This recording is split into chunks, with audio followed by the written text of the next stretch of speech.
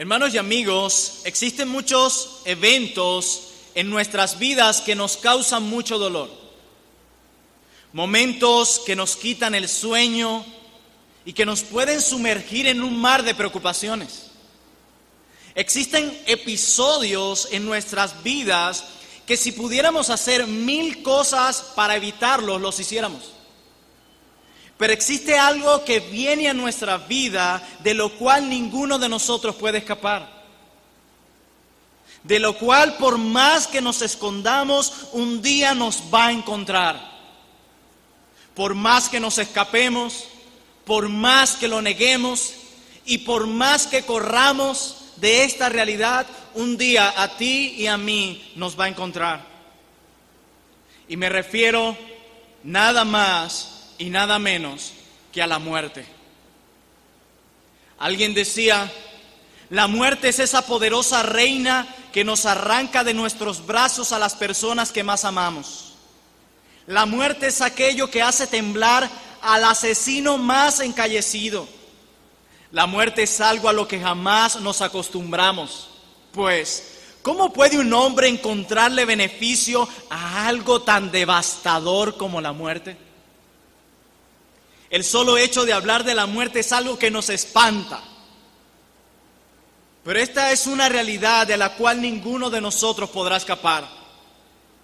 Todos los que estamos en este salón, en esta mañana, un día vamos a morir, absolutamente todos.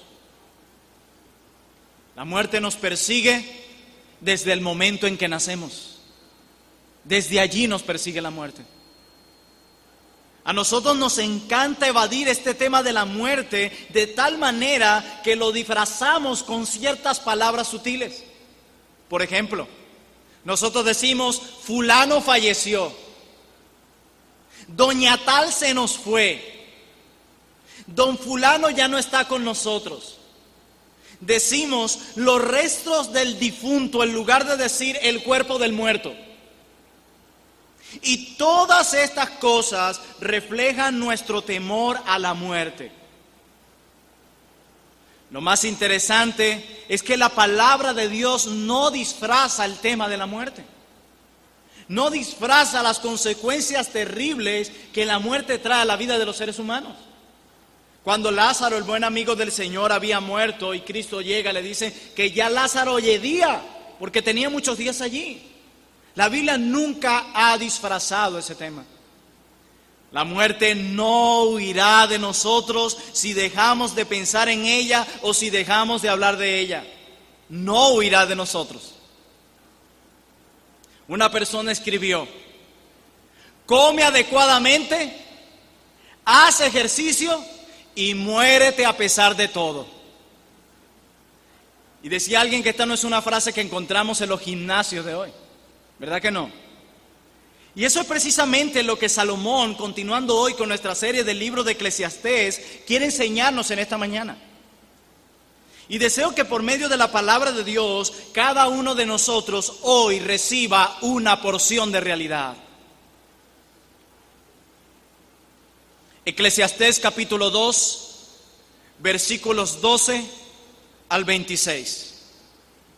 Dice la palabra de Dios. Después volví yo a mirar para ver la sabiduría y los desvaríos y la necedad. Porque, ¿qué podrá hacer el hombre que venga después del rey? Nada, sino lo que ya ha sido hecho. Verso 13 de Eclesiastés 2. Y he visto que la sabiduría sobrepasa la necedad, como la luz a las tinieblas. El sabio tiene sus ojos en su cabeza, mas el necio anda en tinieblas. Pero también entendí yo que un mismo suceso acontecerá al uno como al otro. Entonces dije yo en mi corazón, como sucederá al necio, me sucederá también a mí. ¿Para qué pues he trabajado hasta ahora por hacerme más sabio? Y dije en mi corazón que también esto era vanidad, porque ni del sabio ni del necio habrá memoria para siempre, pues en los días venideros ya todo será olvidado. Y también morirá el sabio como el necio. Aborrecí por tanto la vida, porque la obra que se hace debajo del sol me era fastidiosa, por cuanto todo es vanidad y aflicción de espíritu. Asimismo aborrecí todo mi trabajo que había hecho debajo del sol, el cual tendré que dejar a otro que vendrá después de mí. Y quién sabe si será sabio o necio el que se enseñoreará de todo mi trabajo en que yo me afané y en que me ocupé debajo del sol mi sabiduría. Esto también es vanidad. Volvió por tanto a desesperanzarse mi corazón acerca de todo el trabajo en que me afané y en que había ocupado debajo del sol mi sabiduría. Verso 21. Que el hombre trabaje con sabiduría y con ciencia y con rectitud, y que haya de dar su hacienda a hombre que nunca trabajó en ello. También es esto vanidad y mal grande. Porque ¿qué tiene el hombre de todo su trabajo y de toda la fatiga de su corazón con que se afana debajo del sol? Porque todos sus días no son sino dolores, y sus trabajos molestias. Aún de noche su corazón no reposa. Esto también es vanidad. No hay cosa mejor para el hombre sino que coma y beba y que su alma se alegre en su trabajo. También he visto que esto es de la mano de Dios. Porque ¿quién comerá y quién se cuidará mejor que yo? Porque al hombre que le agrada, Dios le da sabiduría, ciencia y gozo. Mas al pecador da el trabajo de recoger y amontonar para darlo al que agrada a Dios. También esto es vanidad y aflicción de espíritu. Como hemos dicho en los anteriores sermones, el libro de Eclesiastés nos presenta un cuadro de cómo luce la vida cuando no se toma en cuenta a Dios. Y así llevarnos a eliminar en cada uno de nosotros toda esperanza en las cosas de este mundo para llevarnos a poner toda nuestra esperanza en Dios. Salomón en los versículos que acabamos de leer repite nuevamente la palabra vanidad, vanidad, o todo es vanidad, o esto es vanidad. Cuando nosotros escuchamos hablar de vanidad, el cuadro que viene a nuestras mentes es una persona que tiene mucho cuidado de su figura, una persona que cuida mucho su apariencia física, una persona que desea atraer la atención sobre sí misma a través de las cosas que usa. Pero ese no es el sentido en el que Salomón usa la palabra vanidad en este contexto. Lo que Salomón está diciendo cuando dice vanidad o vanidad de vanidades es que si nosotros no nos dedicamos a contemplar la vida a la luz de las cosas que ocurren debajo del sol, es decir, limitándonos únicamente al aquí y a la hora, la vida del hombre no tiene ningún sentido y todo lo que este mundo ofrece no es más que una ilusión. Eso es lo que él quiere decir. Por eso alguien tradujo esta palabra como lo más absurdo de lo absurdo, lo más absurdo de lo absurdo, todo es absurdo. Esta vida no solo tiene momentos de alegría y encantos, también tiene un montón de dificultades y problemas. Y al final de cuentas, en algún momento de nuestras vidas, todos, absolutamente todos, nos enfrentaremos con la muerte. Y Salomón vuelve a repasar su investigación a ver si se le había escapado algo. Recuerden que hemos venido viendo las cantidades de análisis y de pruebas que Salomón ha hecho en su laboratorio. Dice, ¿será que hay algo que se me escapó a analizar? Y dice en Eclesiastés 2, versículo 12, después volví yo a mirar, volvió a hacer su análisis, a volver a razonar. Y dice, volví yo a mirar para ver la sabiduría y los desvaríos y la necedad, porque ¿qué podrá hacer el hombre que venga después del rey? Nada, sino lo que ha sido hecho. Salomón dice, volví a analizar la sabiduría, los desvaríos y la necedad. La idea aquí es que él observó la sabiduría de la misma forma que la necedad y la locura, en lo que respecta a proporcionar las respuestas últimas a nuestra vida. Voy a hacer un análisis de la necedad, de la sabiduría y de la locura, a ver si esto puede proporcionar algunas respuestas a mi vida. Y en su análisis, Salomón trata de encontrar respuesta a una pregunta. ¿Tiene alguna ventaja el sabio sobre el necio?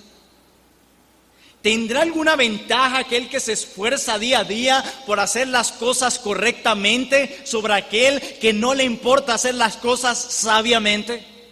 Y esa es la pregunta que él se plantea aquí. Pero la sabiduría que Salomón está comparando aquí con la necedad en esta parte del libro de Eclesiastés no tiene a Dios como punto de partida. Esta es una sabiduría que no tiene a Dios como punto de partida. Esta no es la sabiduría que Salomón nos habla en el Proverbio 1:7 cuando dice que el principio de la sabiduría es el temor a Jehová. No es la misma. Y él dice en el verso 12, después volví yo a mirar para ver la sabiduría y los desvaríos. Porque ¿qué podrá hacer el hombre que venga después del rey? Nada. Salomón está diciendo, si yo no pude aclarar este asunto, nadie más lo puede hacer. Y escuchemos la conclusión a la que llegó Salomón en el verso 13 y 14.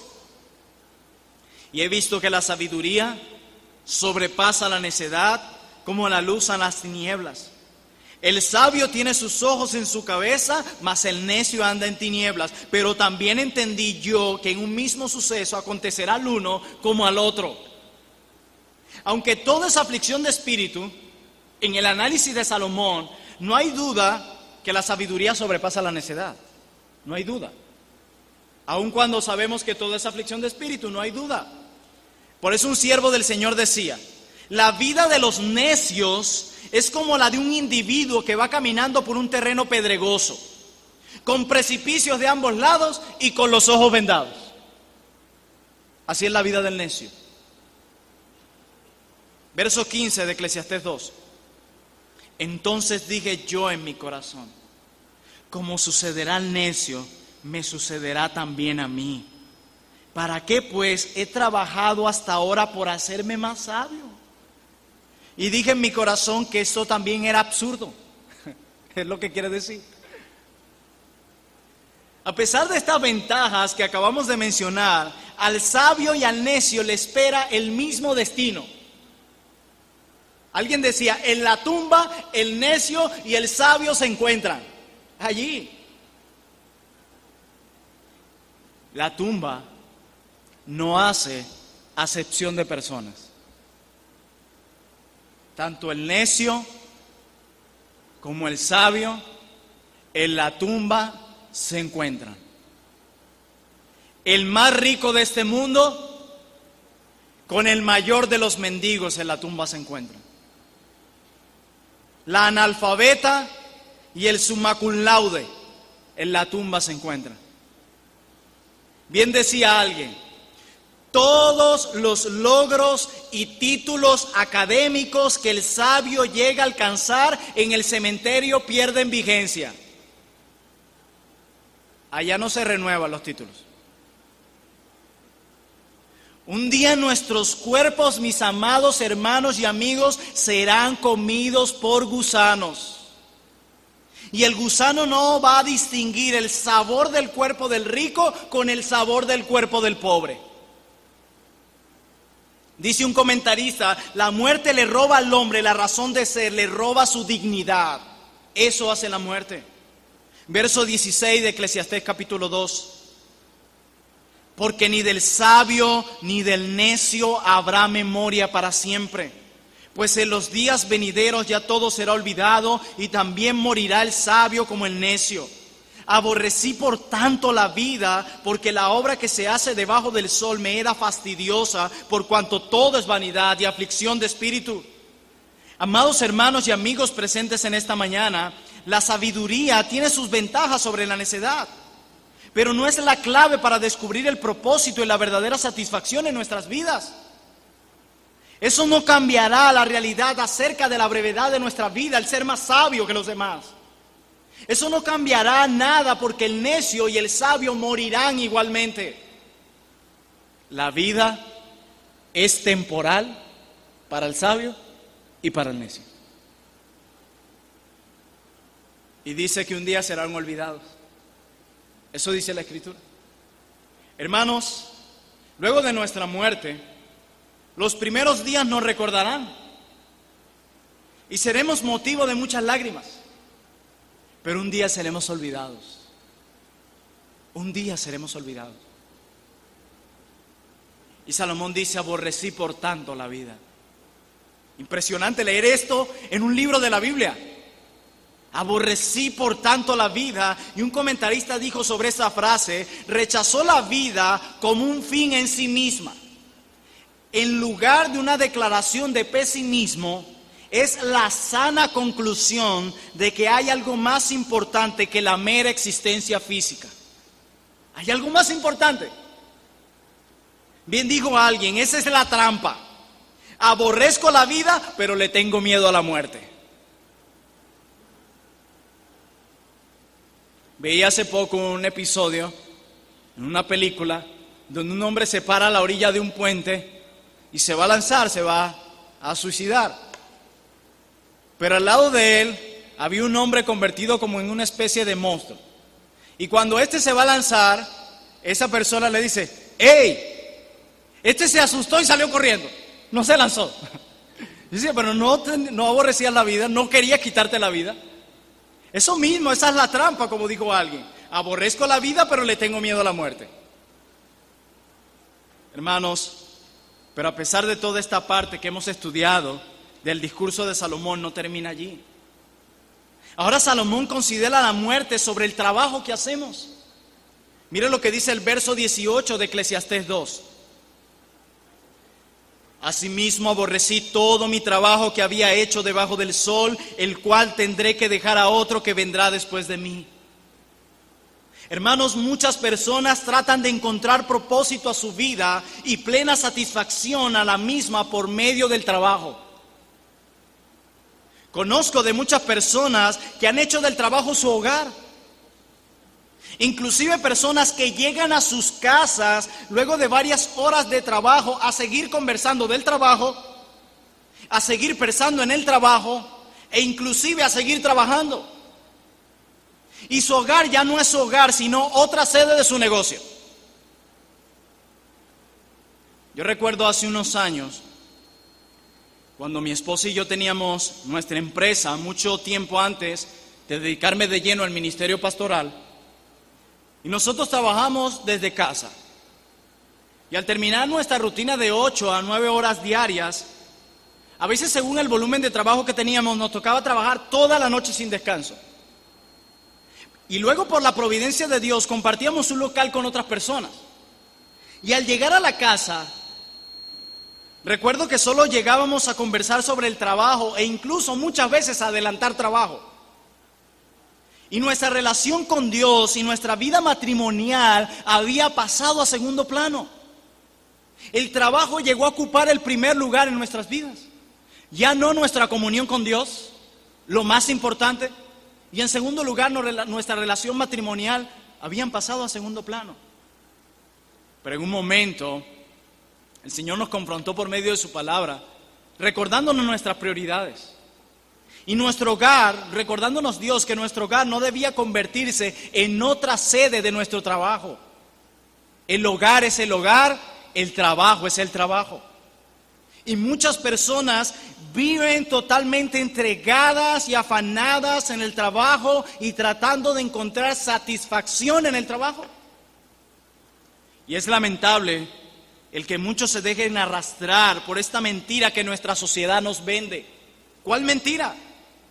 Que en el trabajo podemos encontrar satisfacción y propósito en nuestras vidas. Esa mentira. Este pasaje, mis hermanos, que acabamos de leer, contiene todo lo necesario para llevarnos a poner los pies sobre la tierra. Hermanos, si había alguien que había trabajado arduamente, ese era Salomón. Y al final de su vida se encuentra frustrado al pensar que debía dejar todo el fruto de su trabajo a otro. Eclesiastés 2:19.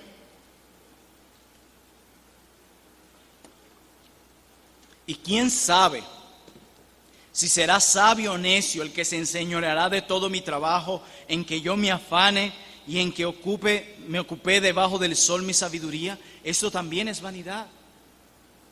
Hermanos, Salomón tuvo un gran temor de que todo lo que le costó tanto tiempo cultivar, un día uno de sus herederos hiciera un desastre con eso. Y Salomón, al final de cuentas, esa fue su propia historia. Todos esos años dedicados a proyectos impresionantes de Salomón, todos esos años de constantes de acumular por cantidades bienes y riquezas, ¿para qué? Para que luego viniera su hijo mayor, Roboam, quien se comportó neciamente terminando con todo y dividiendo el reino en dos, perdiendo las 10 tribus de las 12 tribus de Israel. Fue su propia historia. Todo lo que se esforzó, todo lo que trabajó, por todo lo que luchó, por todo lo que se afanó, su hijo Roboam lo destrozó. Y ustedes dirán, no, pero mis hijos, yo los he educado diferente a como Salomón educó a Roboam. Yo estoy plenamente seguro que mis hijos harán todo lo contrario. Bueno, aunque tú tengas la plena certeza de que tus herederos no serán insensatos, Salomón nos dice, ¿de qué sirve de igual manera mantenerse o matarse tanto por el trabajo si al final de cuentas es otro el que lo va a disfrutar, aunque tu hijo sea un sensato? A la final no lo vas a disfrutar tú. Y dice Salomón en el verso 20 en adelante: volvió por tanto a desesperanzarse mi corazón acerca de todo el trabajo en que me afané y en que había ocupado debajo del sol mi sabiduría. Que el hombre trabaje con sabiduría y con ciencia y con rectitud, y que haya de dar su hacienda a hombre que nunca trabajó en ello, también esto es vanidad. Y añade, y mal grande. Como bien señala un comentarista, cuando mayor ha sido el empeño puesto en su trabajo, mayor amargura producirá la idea de que los frutos de tus esfuerzos vayan a acabar en manos de otros, y casi con toda probabilidad en unas manos indebidas. ¿Quién lo garantiza? ¿Cuántos emporios no se han venido a pique por herederos necios e insensatos? El trabajo que a uno le costó toda una vida, otro lo destruye en solo meses. Y esa es la pregunta que se plantea Salomón. Entonces, ¿de qué me ha servido tanto trabajo? Entonces, ¿de qué me ha servido tanto afán? Y en el verso 22 en adelante, él sigue argumentando y dice, porque ¿qué tiene el hombre de todo su trabajo y de toda la fatiga de su corazón con que se afana debajo del sol? Porque todos sus días no son sino dolores, y sus trabajos molestias. Aún de noche su corazón no reposa. Esto también es vanidad. Y esto hace parte de la maldición que vino al hombre por causa de su pecado. Con el sudor de tu rostro comerás del pan. No importa si trabajas en una oficina que parece el Polo Norte, el trabajo te hará sudar. Y Salomón dice, porque todos sus días no son sino dolores, y sus trabajos molestias, aún de noche su corazón no reposa. A medida que aumentan nuestros bienes, aumentan también nuestros dolores de cabeza. Créalo. Alguien relata la siguiente ilustración. Peraulas, un persa que de la pobreza se levantó hasta llegar a ser un hombre riquísimo, procuró persuadir a Saciano, joven amigo suyo. ¿De qué lo trató de persuadir? De que las riquezas no le habían dado más felicidad, ni le habían proporcionado más contento que los que tenía antes de ser rico. Tú sabes, le decía, que ahora no como ni bebo, ni duermo con más gusto que cuando era pobre. Al tener esta abundancia, lo que he ganado es lo siguiente: tengo más que guardar, más que distribuir entre otros, y que son muchas mis preocupaciones para cuidar lo que tengo. Ahora muchos sirvientes me piden alimento, bebidas, vestidos. Algunos necesitan al doctor, Otros vienen y me traen una oveja destrozada por los lobos, o un buey que se mató porque cayó en un precipicio, o me informan de una plaga que está afectando al ganado. Así pues, parece que ahora tengo más molestia que cuando era pobre. Mi amado hermano y amigo presente en esta mañana, algunas veces te angustiarás haciéndote preguntas como si vas a poder mantenerte a ti mismo y a tu familia con el salario que ganas. Que si la crisis económica sigue aumentando te podrás quedar en la calle. Otras veces te sentirás frustrado o frustrada por no tener todo el tiempo para hacer todo lo que tienes que hacer. Otras veces el pensar tanto en el trabajo y en dichos proyectos te quitará el sueño y muchas cosas más. Mira lo que dice Salomón: aún de noche su corazón no reposa. Tu mente divaga y divaga pensando y pensando en qué hacer para obtener más recursos, o meditando cómo harás para mantener el carro, la casa, el seguro, el club donde te afiliaste, la escuela de tus niños y muchas cosas más. En esa tarea vivirás. Mientras más aumentan nuestros bienes, aumentarán nuestros dolores de cabeza. Lo dice la Escritura, no yo. Mi hermano y mi amigo, presta mucha atención a lo que diré.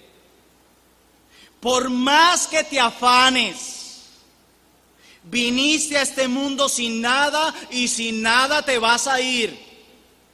Repito, por más que te afanes, viniste a este mundo sin nada y sin nada te vas a ir. Impresionante que por todo lo que te quita el sueño, de eso nada te llevarás al cementerio. Otros gozarán de eso y tal vez de una manera insensata.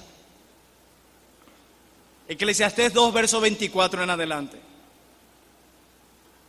Luego de todo este panorama de hacer un examen de la muerte que todos vamos a experimentar, sin excepción, luego de mostrarnos las frustraciones que producen el trabajo y el afán para al final tener un destino y un final deprimente, Salomón dice: no hay cosa mejor para el hombre sino que coma y beba, y que su alma se alegre en su trabajo. También he visto que esto es de la mano de Dios, porque ¿quién comerá y quién se cuidará mejor que yo? Porque al hombre que le agrada, Dios le da sabiduría, ciencia y gozo, mas al pecador da el trabajo de recoger y amontonar para darlo al que agrada a Dios. También esto es vanidad y aflicción de espíritu. Alguien dijo que estos versículos son como un oasis de optimismo en medio de un mar de desesperación. Hermano, todo lo que Dios da es al final de cuentas para nuestro bien, todo. Aquellos que conocen a Dios han sido capacitados para disfrutar la vida, pero los pecadores tienen el trabajo, la tarea de hacerlo sin la habilidad de disfrutarlo. Esa incapacidad debería más bien conducir a los pecadores a Dios.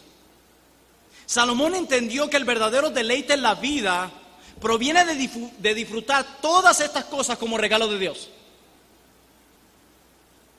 Hermanos, si nosotros debemos entender que los placeres de la vida no son derechos, son regalos de Dios. Alguien decía que de lo único que nosotros tenemos derecho es de ir al infierno. Más nada, más nada. Por eso todo lo que recibimos, todo lo que Dios nos permite tener, todo lo que Dios nos permite disfrutar, no podemos verlo como un derecho, sino como un regalo de Dios. Hermanos, los creyentes le damos gloria a Dios cuando disfrutamos de los placeres de esta vida de una manera legítima y lo hacemos con acción de gracias y por sobre todas las cosas reconociendo que todo es un regalo de Dios. Eso cambia el panorama de nuestra vida diaria. Todo, hermanos. El trabajo es un regalo de Dios. Y está supuesto a ser uno de los deleites del hombre en el paraíso.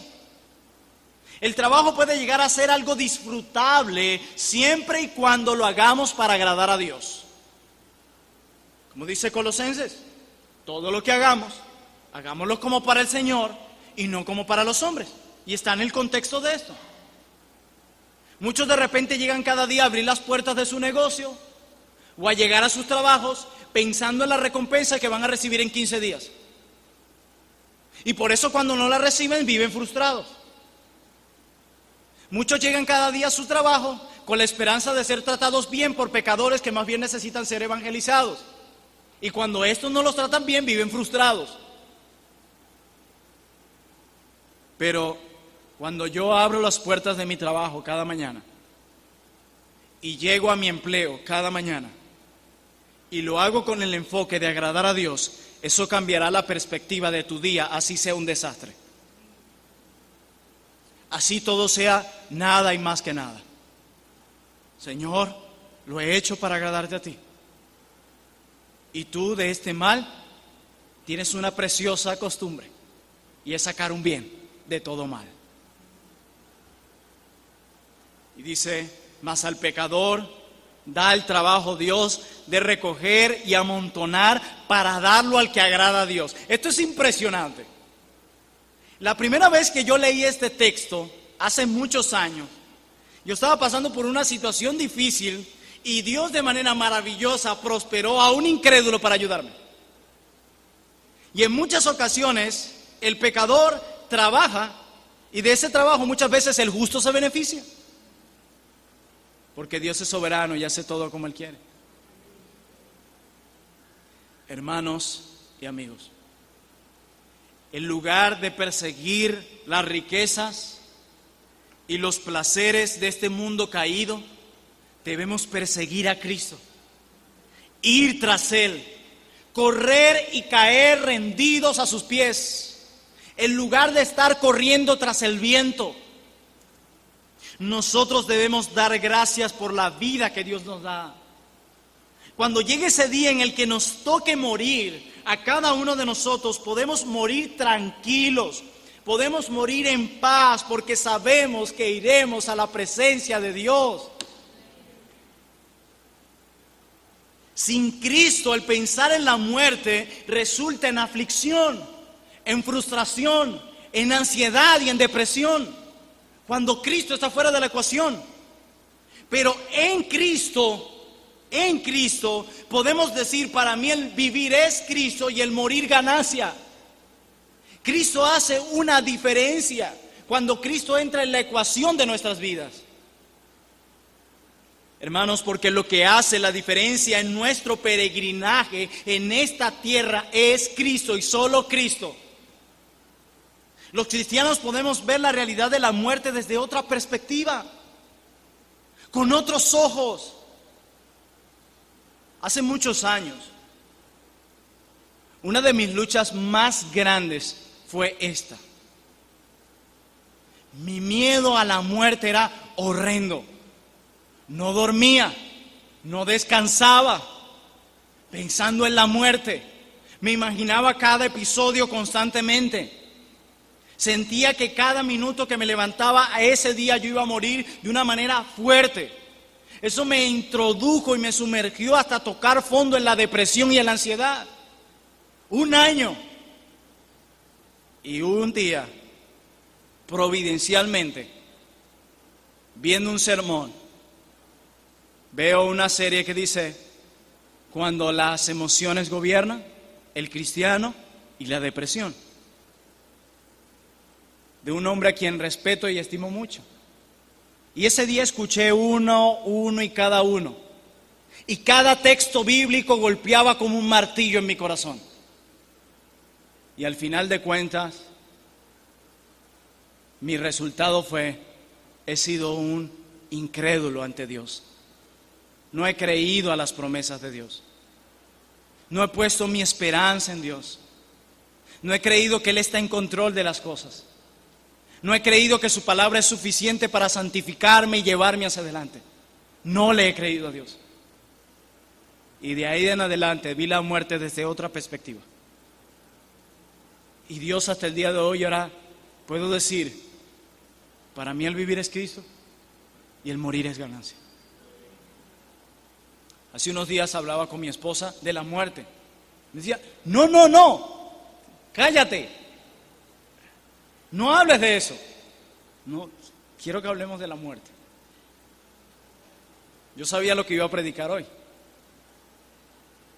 Y aún con lágrimas hablábamos del tema. Decía, pero allá todo será más glorioso. Nuestras relaciones serán perfectas.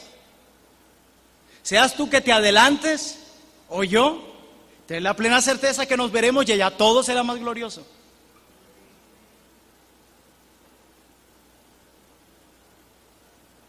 Primera a los Corintios capítulo 15.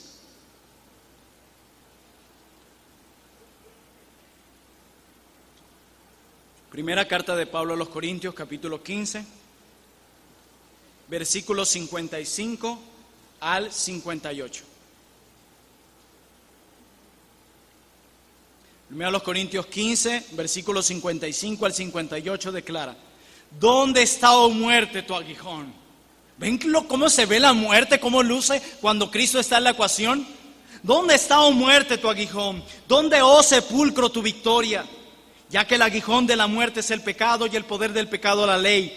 Mas gracias sean dadas a Dios, que nos da la victoria por medio de nuestro Señor Jesucristo. Así que, hermanos míos y amados, estad firmes y constantes, creciendo en la obra del Señor siempre, sabiendo que vuestro trabajo en el Señor no es en vano. Salomón decía, ¿cómo le acontecerá al uno al otro? Pablo en Cristo dice, ¿dónde está, oh muerte, tu aguijón? A los hijos de Dios les espera una vida gloriosa porque Él venció a la muerte. Salomón dice, ¿de qué sirve todo el trabajo con que me afané? Y Pablo dice, hermanos, el trabajo que hacemos no es en vano. ¿Ven cómo cambia la perspectiva cuando Cristo está en la ecuación? Hermano, Cristo es el que hace la diferencia en nuestras vidas. Cristo venció a la muerte, Él resucitó de entre los muertos. Algunos en los tiempos de Cristo, como Lázaro, resucitaron, pero volvieron a morir. Mas Cristo ascendió a los cielos y está sentado a la diestra de Dios, reinando con poder.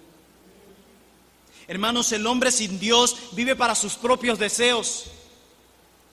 El hombre que no tiene a Dios vive para satisfacerse a sí mismo.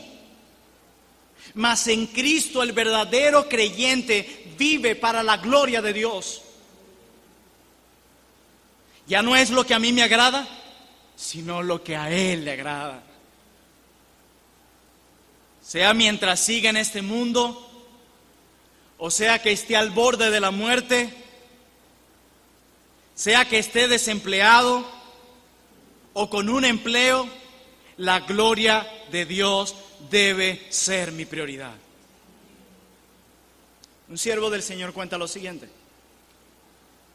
Mi padre era un carpintero y el primer día que me tomó para el trabajo tenía clavos, martillos, madera y un serrucho. Yo tenía 13 años, cuenta el siervo de Dios. Y su padre le dijo, nunca tomes, hijo, ese martillo y trates de serruchar una madera. Y nunca tomes ese serrucho y trates de clavar un clavo. Papá, yo sé eso. Y le dice el padre, pero tú sabes por qué te lo estoy diciendo. Dice, no. Él me dijo, un martillo está diseñado para un propósito, para poder clavar clavos. El serrucho está diseñado para serruchar madera. Si tú usas tu vida, que fue diseñada para glorificar a Dios y servirle a Él, pero la usas para cualquier otro propósito, tu vida será como un clavo que nunca termina de ser clavado o como una madera que nunca es cortada, y nunca cumplirás el propósito para el cual Dios te hizo, la gloria de Dios. ¿Y cuántos hoy están tratando de clavar un clavo con un serrucho en sus vidas?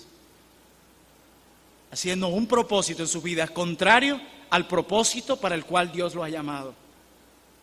Si Cristo es el Señor y Salvador de tu vida, debes ir creciendo en ese deseo constante por Cristo, en anhelar estar con Cristo, en anhelar estar en la presencia de Cristo y estar en la presencia de Cristo por la eternidad. Ese deben ser nuestros deseos. Cristo, estar con Cristo y en la presencia de Cristo. Pero realmente ese es tu deseo. Juan Calvino decía: aquel que no anhela estar con Cristo por la eternidad ha tenido muy poco progreso en su vida cristiana. Aquel que no anhela estar con Cristo por la eternidad ha tenido muy poco progreso en su vida cristiana. Charles Spurgeon decía: cada mañana que el cristiano se levanta, debe ver hacia el este de donde están las ventanas de su casa y preguntarse: ¿viene Él hoy? ¿Viene Él hoy? ¿Vendrá Él hoy? Ese debe ser nuestro mayor anhelo. Cristo. La muerte es algo horrible, pero es un gran gozo ver que aquel que ha partido ha muerto con Cristo, ha muerto en Cristo. Aquel hermano o hermana que ha muerto, a pesar de lo dolorosa de la muerte, se encuentra en un lugar mucho mejor. Yo pienso a veces que el momento en que uno muera, y si Dios le permitiera a uno, no es así, pero Dios le permitiera a uno ver a las personas llorando y uno dice: ¿pero por qué lloran? Ojalá lleguen pronto para que vean lo que es esto aquí. Y ver y decir: ¿pero por qué yo me afané tanto por las cosas de ese mundo caído y tan desastroso, y por los deleites y placeres de ese mundo, si esto es muy, muy, muy glorioso?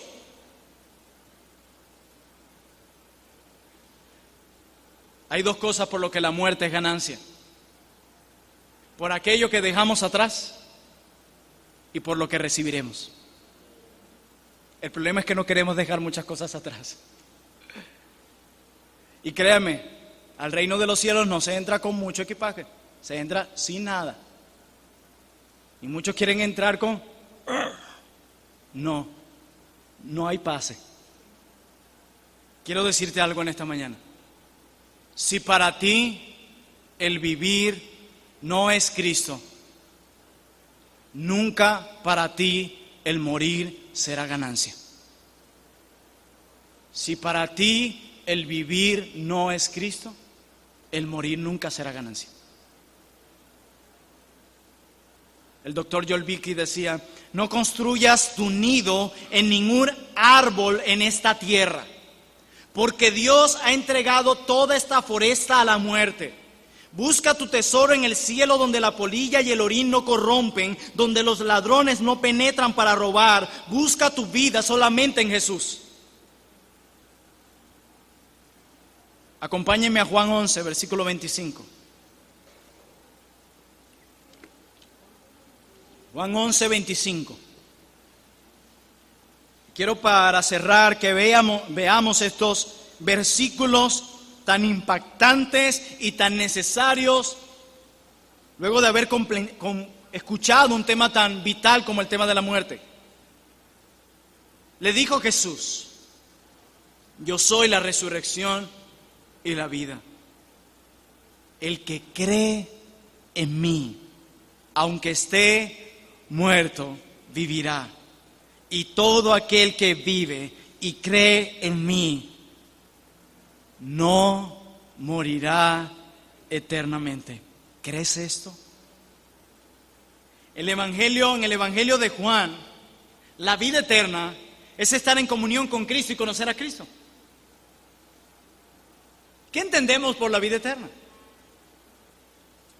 Juan yo se los leo en Juan 17:3, Él dice, y esta es la vida eterna. ¿Cuál, Juan? Yo quiero saber. Que te conozcan a ti, el único Dios verdadero, y a Jesucristo, a quien has enviado. Esa es la vida eterna. La vida eterna se trata de tener una relación con Dios ahora. Se comienza a vivir ahora la vida eterna. Así que todo aquel que ha creído en Jesús, ya, tiempo presente, ya disfruta la vida eterna. Yo no sé si eso no es hermoso para ti, nada lo será. Así es la vida de los que han creído. Vida, muerte y vida verdadera. Así que cuando uno muere, solamente ha pasado a una mejor vida, a una vida verdadera. Pero no todo el mundo puede experimentar eso. Jesús dice, el que cree en mí. Solo el que cree en mí. Y Él dice, el que cree en mí resucitará. El que cree en mí tendrá vida eterna, pero solo el que cree en mí. Así que el que no cree en Él no tiene vida eterna. Todos los que estamos aquí, todos, empezando por el predicador, todos aquí resucitaremos. El que ha creído en Jesús resucitará para vida, vida con el Padre. Y el que no ha creído en Jesús es para condenación, es para juicio, es para castigo, es para muerte que resucitará. Querido amigo presente en esta mañana, no salgas de este lugar sin arreglar tus cuentas con Dios. Joven, no salgas de este lugar sin arreglar tus cuentas con Dios. El día de tu muerte puede estar más cerca de lo que te lo imaginas. Y créeme, no es necesario ser anciano para morir. Los jóvenes también mueren. ¿De qué le sirve al hombre ganar todo en la vida si perdiere su alma? No salgas de este lugar sin arreglar tu vida con Dios. Y amados creyentes, corramos a los pies de Jesús, quien es la vida, quien nos ha dado vida y con quien nos encontraremos en el cielo para tener una vida verdadera en Cristo. Pero ¿saben qué? ¿Qué es lo que hace posible que tú y yo gocemos por la eternidad de esa vida? Su muerte, su resurrección. Él murió, Él resucitó, Él ha sido recibido a los cielos en gloria, reina en gloria, y pronto vendrá, no como Salvador, sino como juez. Y yo no quisiera estar en sus zapatos si no tienes a Cristo como el Señor de tu vida. Y si tienes a Cristo como el Señor de tu vida, gózate y alégrate, no solo en la vida, sino en la muerte. Porque para el cristiano el vivir es Cristo y el morir es ganancia. Cristo es nuestra victoria, Cristo es nuestro gozo, Él hace la diferencia. Oremos.